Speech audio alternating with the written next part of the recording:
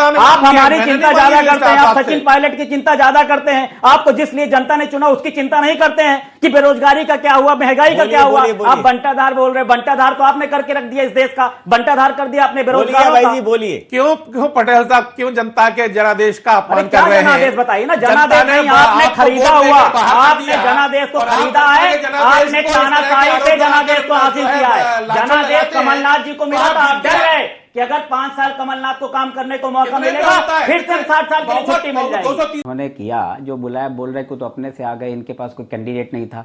ये बोलते हैं कि हमारी पार्टी बड़ी अच्छी, हमारे यहाँ सब कुछ बड़ा सम्मान, हमारे कार्यकर्ता बड़े। तो हम कहते अपने कार्यकर्ताओं को देखो, आप क्यों कांग्रेस के लोगों के दम पे जीते?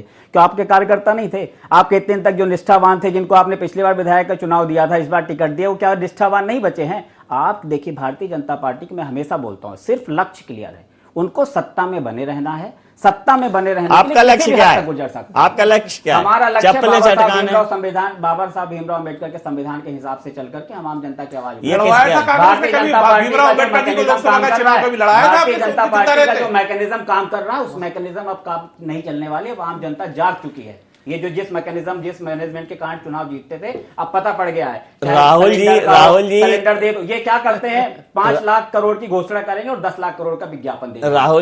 राहुल जी जो है भारत जोड़ो यात्रा निकाल रहे हैं, अभी उनको सलाह दी जा रही है कि भाई पहले कांग्रेस जोड़ो तो कर लें। नहीं, ये सलाह देना इनका काम है, ये अपना काम कर लें। इनको सत्ता में दिया है काहे के लिए? क्या जोड़ कांग्रेस को सलाह देने के लिए सत्ता में लाई जनता ने कि इनको कुछ और काम करना है? ये अपना काम तो कर नहीं पा रहे हैं। एक काम 2014 के बाद नरेंद्र मोदी जी जो बड़े डायनामिक प्रधानमंत्री इस इंडिया को मिले हैं, क्या किया उन्होंने 2014 के बाद? कुछ नहीं किया। एक काम गिना दीजिए, सब झूठ। हर अगले चुनाव में नए घोषणा, पुराने को भूल जाओ, नई घोषणा कर दो, पेपर में विज्ञापन दे दो। बेरोजगार कितने हुए नहीं पता। 70 साल में, अरे 70 साल का होना, अगर 70 साल में कांग्रेस नहीं होती तो देश आजाद नहीं होता। कांग्रेस के जो नंबर 2 में गैस सिलेंडर आप बड़े आदमियों को देते रहे, वो नीचे माताओं बहनों को पहुंचा दिए। आयुष्मान भारत में 5 लाख तक का प्रतिवर्ष का इलाज दे दिया। इनसे वही सिलेंडर का रेट क्या है? अरे वो तो आप पहले शिवराज सिंह चौहान 5 रुपए बढ़ता साइकिल चलाने लगते थे। सिलेंडर का रेट क्या है बताइए? क्या है उसमें? आपकी स्मृति ईरानी सिलेंडर लेके आयुष्मान में 5 लाख तक का इलाज मिला है मध्य प्रदेश। 2000 लोगों को बना दो, कोई इलाज नहीं मिला। सब हॉस्पिटल इनके जो उद्योगपति है, उस आयुष्मान में फर्जी बिल लगा करके उसको पास कराते, वही काम चल रहा है जो इन्होंने कोरोना में किया। कोरोना में इन्होंने छूट दे दिया हॉस्पिटल वालों को, लूटो जितनी चाहो लूटो, कोई कोरोना की मेडिसिन नहीं, लेकिन दनादन लूट मची हुई थी। ये उस तरह के काम है। आयुष्मान कार्ड कर रहे हैं। इतिहास में पहली बार हुआ है 200 करोड़ लोगों को डोज लगाया गया, स्वदेशी वैक्सीन से लगाया गया।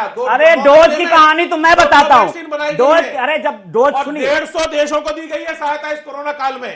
अध्ययन तो करिए। अरे यहाँ ऑक्सीजन तो दिलाने पे हम अध्ययन नहीं कर रहे, हम अध्ययन की बात नहीं कर रहे, हम आपको देखी बात कर रहे हैं। जो हमने देखा है, ऑक्सीजन से तड़प तड़प के लोग मरे हैं। रेमडेसिविर, आपके मंत्री के स्टाफ के लोग रेमडेसिविर बेचते हुए पकड़े गए हैं। आप ऑक्सीजन नहीं प्रोवाइड करा पाए, बात क्या करते हो? कितने लोग रोड पे तड़प गए? पूरा भारत रोड पे था, भूखों मर रहा था।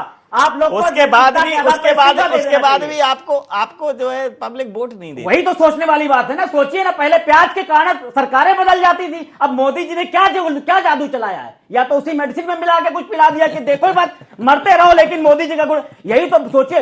अरे भैया पेट्रोल 5 लाख रुपए हो जाएगा तब भी हम वोट मोदी जी को देंगे, ये कौन सी मानता है भैया? मोदी जी ने भरोसा जीता है। अरे भरोसा के अलावा भरोसा को कायम तो रखे, भरोसा को कायम नहीं रखा है, भरोसा तो जीता है। चलिए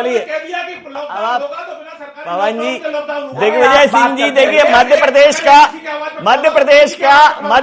खड़ा हुआ लेकिन पछता रहा है, किसकी आवाज पे खड़े हो गए? पवन जी, अभय जी, मध्य प्रदेश का देखिए कांग्रेस का एक व्यक्ति जैसे ही राष्ट्रीय अध्यक्ष की दौड़ में शामिल हुआ, केंद्रीय नेतृत्व की अग्रिम पंक्ति में शामिल हुआ, पवन जी की देखो आप टोन देखो, आप पवन जी का आप लाउडनेस देखो, पवन जी की आप एग्रेशन देखो। मतलब आप सोचो अगर ये राष्ट्रीय अध्यक्ष बन जाएंगे तो प्रवक्ताओं के बीच में एक जैसे कोरोना 2 गज दूरी, उचित दूरी बना के बैठाना पड़ेगा। फाइनली सर मैं आपसे पूछना चाहता हूँ, वही देखिए क्या बढ़िया सिस्टम है इनका। आपने पूछा क्या आपकी सूची ऑनलाइन है? नहीं, हमारे यहाँ तो ऐसा नहीं, हमारे तो परिषद का वो प्रक्रिया होती है, घुमा के बोल दिया। आप चले गए कहाँ? सचिन पायलट में। तो इनका यही अभी हो सकता है कि टारगेट सूची भी इसलिए मांग रहे हो कि खरीदो उसमें से भी, जैसा पहले किया है। इतनी सूची की चिंता है, सबको डेलीगेट लोग को कार्ड इस तरह के कार्ड इशू हो चुके हैं, डेलीगेट लोग का मीटिंग हो चुकी है यहाँ से, जिसमें उन लोगों ने सोनिया गांधी को निर्णय दिया था सब कमलनाथ जी के मौजूदगी में। और आप बोले लिस्ट, अब आपको लिस्ट दे दें, आप लिस्ट के लिए बड़े तैयार रहते हो कि लिस्ट मिल जाए कौन कहाँ। मैं नहीं रह रहा, मनीष तिवारी की आपकी है, आपके वरिष्ठ नेता ने आप हमारी चिंता ज्यादा करते हैं, आप सचिन पायलट की चिंता ज्यादा करते हैं, आपको जिस लिए जनता ने चुना उसकी चिंता नहीं करते हैं कि बेरोजगारी का क्या हुआ, महंगाई का क्या हुआ। आप बंटाधार बोल रहे हैं, बंटाधार तो आपने करके रख दिया, इस देश का बंटाधार कर दिया आपने बेरोजगार। भाई जी बोलिए, क्यों पटेल साहब, क्यों जनता के जनादेश का अपमान कर रहे हैं? जनादेश बताइए ना, जनादेश नहीं, आपने खरीदा हुआ, आपने जनादेश को खरीदा है, आपने तानाशाही से जनादेश को हासिल किया है। जनादेश कमलनाथ जी को मिला था, आप डर गए कि अगर 5 साल कमलनाथ को काम करने को मौका मिलेगा फिर से 60 साल की छुट्टी मिल जाएगी। 230 में बहुमत कितने पे आता है? अरे बहुमत जितने में किसकी कितने पे सरकार आता बताइए ना। आपको था, 116 पे आता है। अरे आपको धैर्य था तो आप रहने देते 5 साल ना, कमलनाथ को काम कर लेने देते अगर इतनी हिम्मत थी। लोकतंत्र में इतना विश्वास करते हैं, क्यों खरीदा आपने? आपके पास कैंडिडेट नहीं थे, हमारे कैंडिडेट खरीद के उन्हीं को विधायक बना दो। अब सचिन पायलट का एकदम मोह उमड़ा जा रहा है, सचिन पायलट सचिन पायलट सचिन पायलट। अब लाल कृष्ण अडवाणी का क्या हुआ नहीं याद आ रहा है, आपकी लाल कृष्ण अडवाणी की चिंता नहीं हो रही, सचिन पायलट की चिंता हो रही। आप पूछ रहे हो आपकी लिस्ट क्या है, आप बता रहे हो कि सचिन पायलट।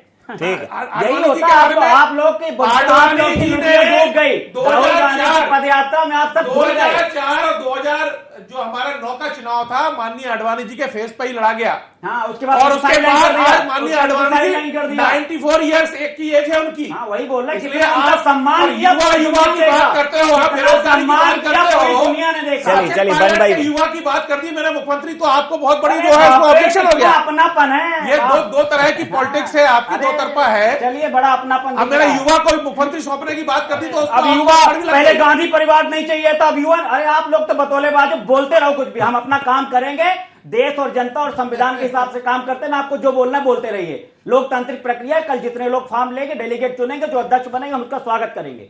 जी अब बोलने दीजिए, कह दिया आपने कि अभी आपका कैंडिडेट जो है दिग्विजय सिंह जी नहीं है। आप क्या होगा कैंडिडेट? पानी पी ले। भारतीय जनता पार्टी का तो काम ही कहना है, वो गांधी परिवार बनेगा तो गांधी के अलावा कोई नहीं दिखता। उनका शुरू से देखता है कहना, वो काम पे यथार्थ पे विश्वास रखते नहीं है। उनका कहना हम कुछ भी करेंगे उस पर कहने के लिए जरूर प्रांत से रिप्लाई दे देंगे। बात बंटाधार की कर रहे हैं, बंटाधार में एक्चुअल कौन है, किसने इस देश का बंटाधार किया, किसने इस प्रदेश का बंटाधार किया? पूरे इतिहास गवाह है। बेरोजगारों का बंटाधार कर दिया, गरीबों का बंटाधार कर दिया, इस देश का बंटाधार कर दिया, 2-3 अमीरों बस को छोड़ के बाकी सबका बंटाधार कर दिया। तो पूरा इतिहास गवाह बंटाधार किसने किया? हमारे यहाँ लोकतांत्रिक प्रक्रिया से चुनाव हो रहा है, कोई भी लड़ सकता है। दिग्विजय सिंह ने अभी फॉर्म लिया है, कल के अभी डेट है और कितने लोग फॉर्म लेते हैं, चुनाव जीतेंगे। जो चुनाव जीतेगा, जिसको सब लोग जाएंगे वो चुनाव जीतेगा। ये तो लोकतांत्रिक प्रक्रिया, इसमें कोई ऐसी बात है नहीं कि हमने किसी को तोप दिया है। भारतीय जनता पार्टी तो ऐसा है नहीं कि तानाशाही उतारू, उनके हमेशा रहती कि तानाशाही से कुछ भी कर दो। तो भारतीय जनता पार्टी कहने और करने की कोई बात ही नहीं। देश और प्रदेश की जनता कह जान चुकी है अच्छी तरह से कि भारतीय जनता पार्टी सिर्फ कहने वाले। अगर दिग्विजय सिंह जी बनते, ये वही दिग्विजय सिंह है और यही भारतीय जनता पार्टी, दोनों की तुलना कर लीजिए। वही दिग्विजय जो नर्मदा की परिक्रमा करते हैं और वही भारतीय जनता पार्टी जो नर्मदा किनारे पेड़ लगा के उसका किस तरह के घपले करके वो पूरे पैसे कमा लिया, किस तरह रख लिया। ये वही दिग्विजय जो इनके भाजपा के विधायक बोलते कि इनके घुटने तोड़ देंगे और फिर वही दिग्विजय जो घुटने झुकाने पे मजबूर कर देता है। तो ये तो कहने की बातें हैं, कितना अंदर इनके किस तरह की पीड़ा है, क्या है, वो अब ये समझ चुके हैं कि राहुल गांधी की पदयात्रा चल रही हो जाए, कांग्रेस की जो जिस तरह ग्राउंड लेवल पे हम लोग काम कर रहे हैं, ये सब घबरा चुके, जान चुके कि बंटाधार जो इन्होंने देश का किया, प्रदेश का किया, अब इनका बुरिया बिस्तर भिजने वाला है। लेकिन अभी तक वो ऑफिशियल कैंडिडेट नहीं है। ऑफिशियल कैंडिडेट क्या होता है भाई, खुला है, कोई भी ले सकते हैं। कोई भी जो चुनाव जितने लोग लड़ेंगे, कल पता पड़ेगा कितने लोग डेलीगेट अपना मत देंगे, जितने जो जीतेगा वो अध्यक्ष बनेगा।